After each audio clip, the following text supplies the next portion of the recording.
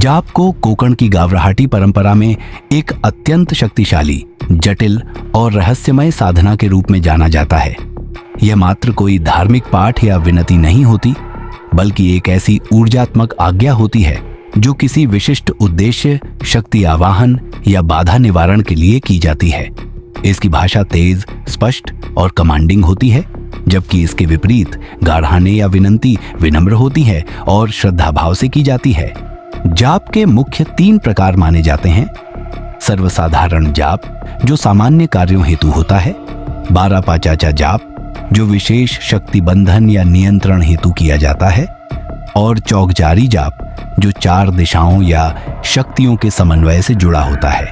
इनके अलावा भी कई पोट जाप उपप्रकार होते हैं, जिनकी क्रिया, उद्देश्य और तोड़ने की विधियां भी अलग अलग होती हैं।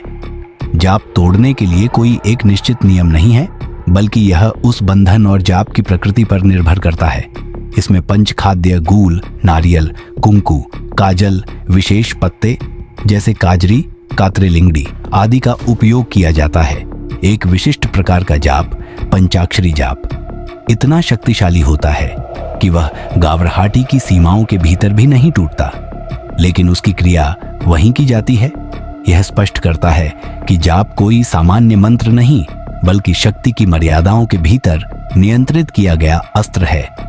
जाप को करना या उसे तोड़ना, यह दोनों कार्य शिवकला व पाषाण जैसी अत्यंत अनुभवी आध्यात्मिक मार्गदर्शक शक्तियों के बिना नहीं किया जाना चाहिए, क्योंकि यह प्रक्रिया जितनी प्रभावी होती है उतनी ही खतरनाक भी, विशेषकर तब जब उसे किसी निर्दोष व्यक्ति पर किया जाए या जब सामान्य बुद्धि से उसे समझने की कोशिश की जाए।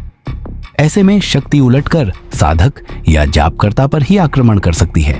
यही कारण है कि जाप बुद्धिगम्य नहीं, शक्तिगम्य विषय है। इसे केवल मय्यदी, शक्ति रूप की अनुमति से ही किया जाना चाहिए। कभी कभी तो केवल एक आम के पत्ते पर भी यदि मय्यदी की आज्ञा हो तो कोई भी जाप सफलतापूर्वक किया या तोड़ा जा सकता है।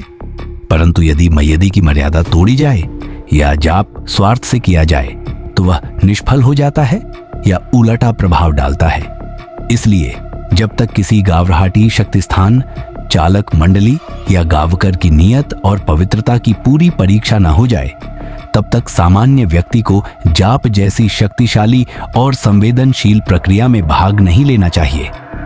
अन्यथा यह आत्मिक और सामाजिक संतुलन को भंग कर सकता है।